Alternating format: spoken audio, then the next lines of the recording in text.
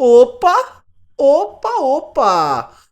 Foi aqui que falaram de freguesia? Acho que eu ouvi essa palavra algumas vezes hoje e acho que a gente precisa falar sobre isso. Sejam muito bem-vindos ao canal MVMHMA, rapaziada. Tranquilidade, todo mundo tranquilo. Uma ótima semana pra todo mundo. Vamos começar a semana do melhor jeito, do jeito que a gente gosta, batendo no nosso filhote, que é o São Paulo Futebol Clube. Um time que tem uma história grande em títulos, mas fora isso, o São Paulo não é nada. Sem torcida, ninguém odeia mais o São Paulo. O São Paulo virou um zero à esquerda no futebol, no cenário nacional, e nem vou falar do cenário internacional, mas temos muito a falar sobre Corinthians 3, São Paulo 2 em Itaquera ontem, rapaziada. Eu vim até caracterizado hoje, vim com a camisa nova, já chegou, tamo fardado já. Sejam todos muito, muito, muito bem-vindos ao canal MVMHMA. Não sei se eu já falei, mas se eu não falei ainda, eu falo de novo, rapaziada. Ótima partida do Corinthians ontem em Itaquera, hein? Ótima partida do Corinthians, eu acho que é uma unanimidade, tanto entre corintianos quanto entre jornalistas, influenciadores, enfim, de que o placar ficou, de certa forma, mentiroso, né? Foi um placar mentiroso. O Corinthians merecia ter batido muito mais, ter saído com uma vantagem muito maior ontem de Itaquera. Eu acho que o placar foi enganoso. Caralho, deixa eu colocar esse óculos aqui. O placar foi enganoso. Então, ontem o Corinthians jogou pra ganhar demais do São Paulo. O Corinthians poderia ter aplicado um 4-0, um 5-0 até com uma certa tranquilidade, mas enfim, fatalidades, infelicidades, alguns desencaixes no sistema tático de jogo que ainda, né, não tá no seu auge, o Corinthians não conseguiu ampliar, sair com uma folga um pouco maior de Itaquera. Mas eu gostei muito do que eu vi, principalmente com bola. Eu acho que o Corinthians começou a dar um pouco mais de cara ao sistema tático Fernando Diniz. Muitas triangulações, muita ultrapassagem, muito toque em profundidade. Eu gostei muito do jogador se aproximando. Pouquíssimas vezes vi jogador se escondendo do jogo. E aí eu acho que a gente precisa falar de talvez um ponto central que seja a substituição do André pelo André Carrilho, né? Um André pelo outro, mas eu prefiro o peruano. O peruano joga uma enormidade. Tenho minhas ressalvas, tenho minhas críticas a alguns jogos do Carrilho.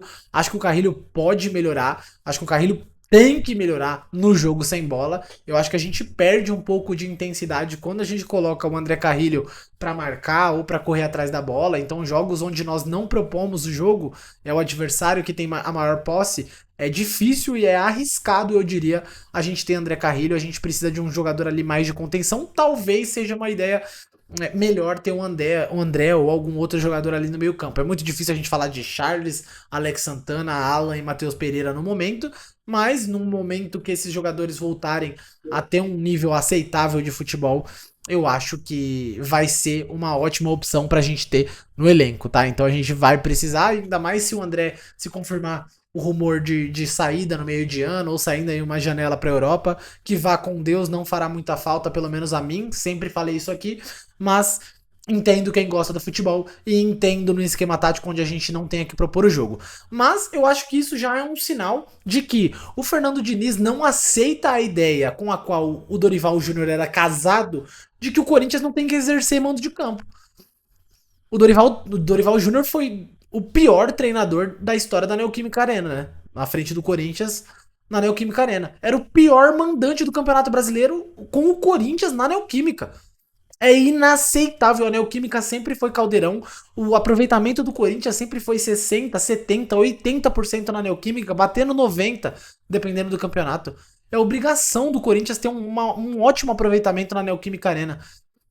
E o Dorival Júnior não conseguia isso. O Dorival Júnior tinha escolhas inexplicáveis, tinha tentativas que não davam pra entender. Tinha um péssimo aproveitamento de oportunidades com o Rodrigo Garro, inclusive deixava o Garro em muitas oportunidades no banco de reserva, e isso vem sendo mudado com louvor e mérito pro Fernando Diniz. Então, eu acho que o Carrilho foi uma peça fundamental pro Corinthians fazer o jogo que fez ontem. Acho que ele participa de alguma forma dos 3 gols do Corinthians, talvez do primeiro não, porque o primeiro foi um escanteio. Mas, falando de forma breve, o Corinthians realmente começa o jogo de uma forma um pouco mais equilibrada. Acho que até o São Paulo começou de uma forma equilibrada. Os dois times vinham se estudando um pouco. Um queria entender o que o outro ia fazer. Os primeiros 8, 10 minutos eu acho que foi até um pouco mais de posse pro São Paulo. Depois disso, o Corinthians já começou a pegar a bola com um pouco mais de conforto. O ataque do São Paulo é um ataque que pressionou muito pouco ontem. Então, tanto o Caleri quanto o Luciano lá na frente, achei uma marcação meio frouxa. E o Corinthians conseguiu trocar muitos passes até o primeiro gol do Ranielli de cabeça. Ao final do segundo tempo, acontece o lance polêmico da partida, que no final das contas não prejudicou nem a um time nem a outro. E aí o lance como um todo, né? Na verdade, o lance por si só prejudica o Corinthians. O Corinthians toma um gol numa saída de bola num erro de passe do Ranielli, onde ele tinha algumas opções de passe. E ele tentou talvez o mais ousado, talvez o mais difícil, que era o Lingard. Se eu não me engano, era o Lingard na entrada da área, ali no bico esquerdo da área. Ele tentou, ele tinha o Gustavo Henrique, se eu não me engano, ele tinha o Breno Bidon ao meio, tinha o Gabriel Paulista do outro lado. Ele tentou fingir de alguma forma com o movimento do corpo que ia no Gustavo Henrique, mas ele tentou dar uma forçada no Lingard.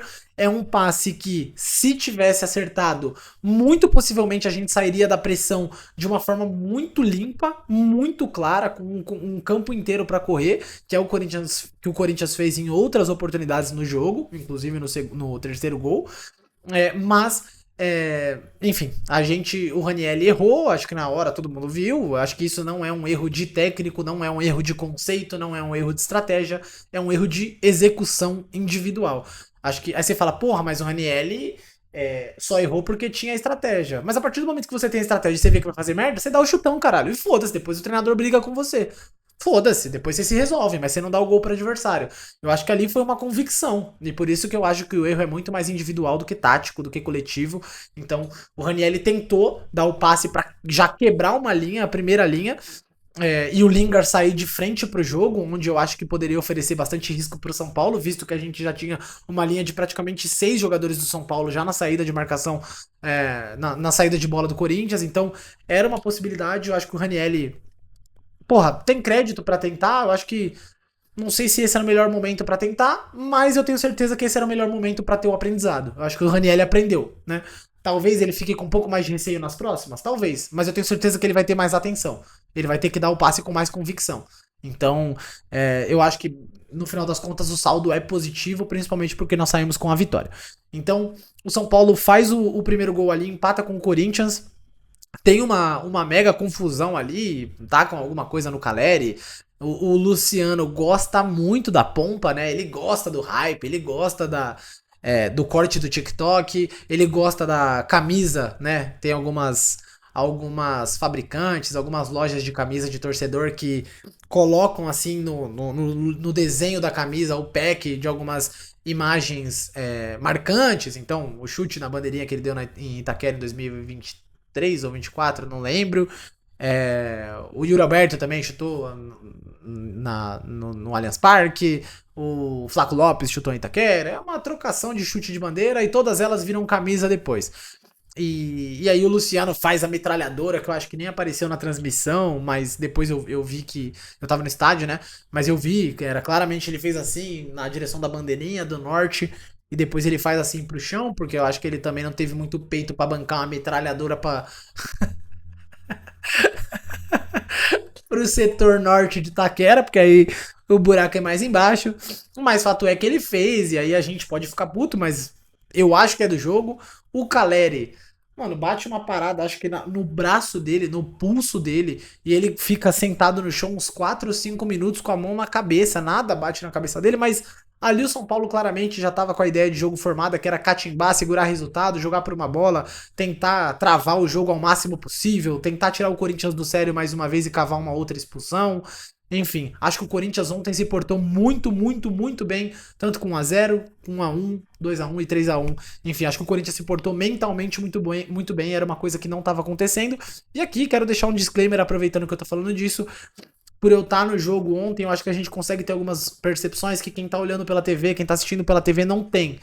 Por algumas vezes, o ponta esquerda do São Paulo, que eu não vou saber quem é, eu não vou saber se era o Ferreirinha, quem era, se era o Bobadilha que tava caindo por ali, se era o Arthur, eu não sei, gente, desculpa. Tentou dar uma cavada, tentou dar uma tirada pra cima do Mateuzinho e o Mateuzinho mentalmente muito bem. E quando o Mateuzinho tá mentalmente muito bem, a gente sabe que ele tem bola pra jogar, porra. A gente sabe que ele joga bola, nível técnico ele tem até pra disputar a seleção, porra. O que fode o Mateuzinho é a cabeça de passarinho dele, caralho. Sacou? É muito fácil entrar na mente dele. Então, ontem, a percepção que eu tive, a sensação que eu tive olhando de fora ali do estádio, é de que o ponto esquerda tava tentando entrar na mente dele, não entrava, ele jogou muito bem e muito sério a partida inteira, e isso foi tirando o jogador de São Paulo do sério. Tipo, caralho, eu tô tentando desviar o foco, tô tentando tirar ele do sério, mas eu tô ficando puto que ele olha, tipo, o Mateuzinho tirava a bola e olhava na cara assim, e só encarava. Tranquilo, não dava, não esticava chiclete, sacou? Então eu acho que o Mateuzinho tem ótimos pontos pra serem tirados de ontem, pra serem aprendidos também, e começou muito bem ontem.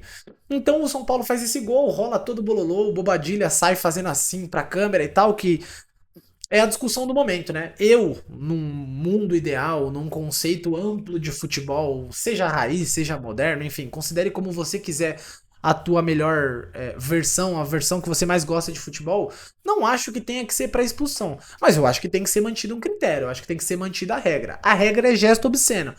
Aquilo é um gesto obsceno. Ah, mas uruguaio, paraguaio, argentino faz com uma certa frequência. Foda-se. A regra é a regra.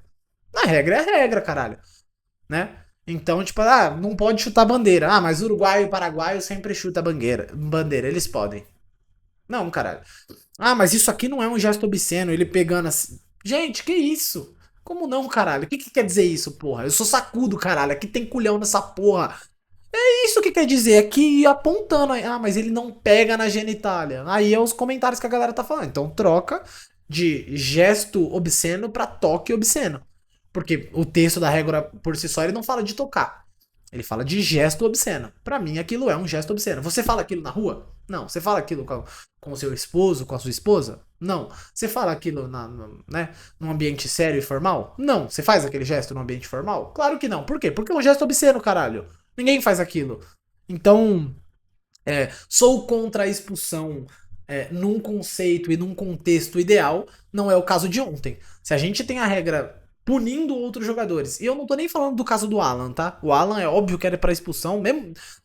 Eu não gosto nem de lembrar desse lance. Mas o André, por exemplo, porra, pra mim o gesto de ontem foi muito mais enérgico, muito mais forte do que o gesto do André. Então eu acho que tem que ser se a gente começar a ir nessa interpretação, nessa subjetividade da regra, daqui a pouco a gente vai virar sommelier de bago, né? Então, acho que não queremos ir por esse caminho, né? Então, acho que é bastante complexo e a gente não pode ter subjetividade nessa regra, tá? Eu acho que o gesto obsceno ele tem que ser gesto obsceno. Então, por exemplo, eu acho uma coisa que eu acho tolerável dentro do campo, principalmente de jogador do mesmo time, que eu acho muito tolerável, mas é intolerável pela regra, é mostrar o dedo do meio. Você tá reclamando com o seu companheiro de time, você vai tomar no seu cu, cara. Vai se fuder, marca lá e cala a boca. Pra mim é do jogo. Mas é um gesto obsceno, pra mim muito menos obsceno do que, né, o gesto que aponta ou toca as partes íntimas, mas que é punido pela regra. Então eu acho que tem que ser revisto isso o quanto antes. Eu acho que talvez seja a melhor hora pra fazer isso, principalmente porque o Corinthians saiu com a vitória, então o dano não foi tão profundo. E aí a gente fala do segundo gol do Corinthians, que o Corinthians estava merecendo fazer um gol desde o final do primeiro tempo. Acho que o Corinthians, de novo, mais uma vez, é um placar enganoso, é um placar mentiroso. O São Paulo não mereceu fazer o gol e não construiu para isso em nenhum momento do jogo. E volta do segundo tempo, o Corinthians outro com uma outra personalidade, com uma outra mentalidade, propondo o jogo, indo para cima do São Paulo com toda a força, a todo custo, propondo jogada dos dois lados, de profundidade, de meio campo, de troca de passes, de virada de jogo, enfim. E numa escapada pela direita, uma pressão alta que o São Paulo vai fazer com desencaixe de marcação. O Gabriel Paulista acha o Carrilho sem muita dificuldade. O Carrilho dá no Mateuzinho e finge, ameaça que ele vai passar no espaço. O marcador do Carrilho vai acompanhar ele e ele trava a passada. No que ele trava a passada, o Mateuzinho, muito provavelmente eles treinam isso a semana inteira, né? Óbvio, parece que trabalha esse time, né? o Mateuzinho devolve no Carrilho e ele sim passa no espaço. E aí o Carrilho, qualidade de trivela, de chapa, de bico, da puta que pariu, o Carrilho já acha o Mateuzinho de primeira quem assiste muito jogo de futebol e quem joga minimamente bola sabe que aquele passe não é simples, né? Tanto pelo espaço quanto pela força e velocidade que a bola vai num gramado molhado, tá? A chuva não deu trégua um segundo sequer na Neoquímica Arena, zona leste de São Paulo. Ontem foi punida pela chuva, garoa fina. Enfim, ontem durante os 90 minutos e muito mais, porque eu cheguei 2 horas antes e fui embora 1 hora depois e a chuva estava presente em todos os momentos. Então, o Carrilho acha esse passe, o Mateuzinho corta muito bem. Eu acho que é de caso pensado o corte do Mateuzinho no contrapé do marcador, porque ele sabe que a chance do jogador escorregar é muito grande, tanto que até o Mateuzinho escorrega, ele não cai, mas ele escorrega. Acho que é o Ferreirinha que estava acompanhando ele ali, cai, ele corta pro meio. Ali, acho que é uma displicência talvez do Sabino, o marcador, mas o Mateuzinho obviamente não tem nada a ver com isso. Corta pro fundo e arregaça, balaço, golaço do cacete. Todo mundo comemorou aquele gol com o fundo da alma ontem no estádio. Um gol muito, muito aclamado. Mérito total pro Mateuzinho e uma baita jogada do André Carrilho. Mais uma vez, de uma jogada nitidamente treinada e trabalhada. Passa-se 2, 3 minutos, mentira, não sei quanto tempo passou, mas pouco tempo desse segundo gol, e o Corinthians mais uma vez trabalha a bola e atrai a marcação do São Paulo para o campo de defesa. O São Paulo, com uma marcação totalmente desencaixada, sobe de qualquer forma, parece o time do Dorival Júnior.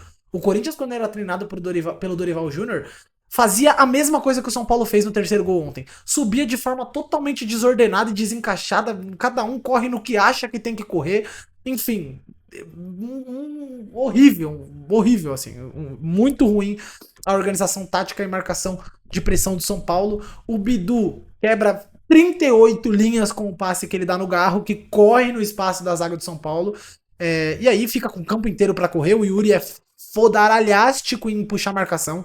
Fazer facão e puxar marcação e não ficar impedido do Yuri Alberto é 10 de 10. O cara é uma máquina de fazer isso. A gente pode discutir sobre ele deixar de fazer gol, dele perder gol pra caralho. Acho que tem que entrar na conta e a gente pode falar isso no próximo episódio. Mas o Yuri puxa a marcação, acho que do Sabino, de forma, perfeita. O Garro trava. Finge que vai dar no Yuri em profundidade, só dá a quebradinha de pescoço e vê o Bidon do outro lado assim, ó. Ai, caralho, eu tô aqui. O Garro dá o passe na hora certa. Se ele segura 1 segundo, 1 milésimo a mais, a marcação ia chegar nele pelas costas. Ele dá o passe na horizontal pro Bidon, que domina. Ele até tenta dominar de uma forma diferente, né? Aquela pisadinha de futsal. A bola, por estar molhada, eu acho que ela pega meio na parte externa do pé e fica, de qualquer forma, muito boa para ele, porque ele é canhoto.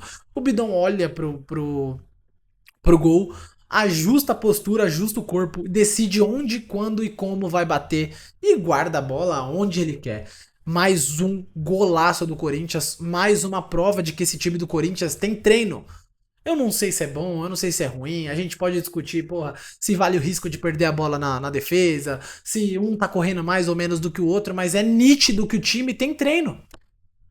E com os jogadores que estão aí, um time que treina, que trabalha, que estuda a jogada, a nossa bola aérea é muito forte desde sempre. E a gente tá começando a ganhar repertório com mais jogadores. O Ranieri fazendo gol de cabeça e tudo mais.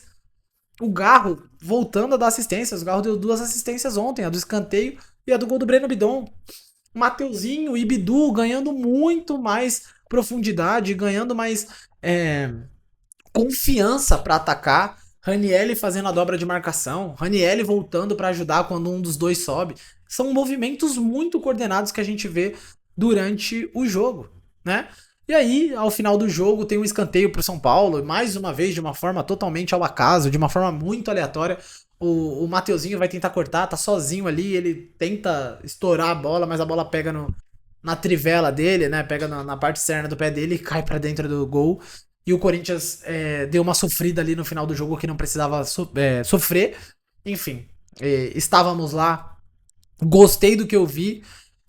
Apesar do primeiro momento ser muito tenso, assim, por vários fatores, foi um jogo que em nenhum momento a gente cogitava perder. É óbvio que isso não quer dizer nada, né? Porque a gente nunca quer cogitar perder, mas o jogo, a todo momento, parecia que o Corinthians tava no controle da situação. Então, gostei muito do que vi, muito mais do que resultado. O desempenho, mais uma vez o Corinthians mostrando força de reação, poder de reação.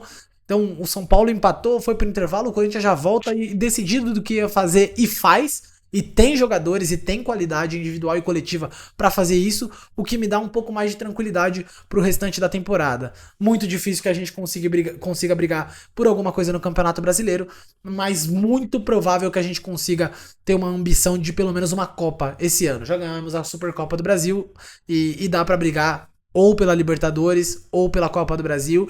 E arrisco dizer, vou falar uma atrocidade aqui, alerta de atrocidade. Arrisco dizer que a Copa do Brasil é mais perigosa pro Corinthians do que a Libertadores, porque eu acho que o Corinthians, com os times sul-americanos, ele tende a ter superioridade e ele tem comprovado que ele consegue ganhar de time mais fraco. E eu acho que no continente, a nível de elenco, os maiores elencos estão no Brasil. Então eu acho que a Copa do Brasil pode ser mais perigosa, pode ser mais difícil pro Corinthians do que a própria Libertadores. Claro, o Corinthians vai enfrentar brasileiros na Libertadores. Eu acho que se for avançando de fase, é inevitável que enfrente brasileiros na Libertadores. Mas com o futebol que tem jogado,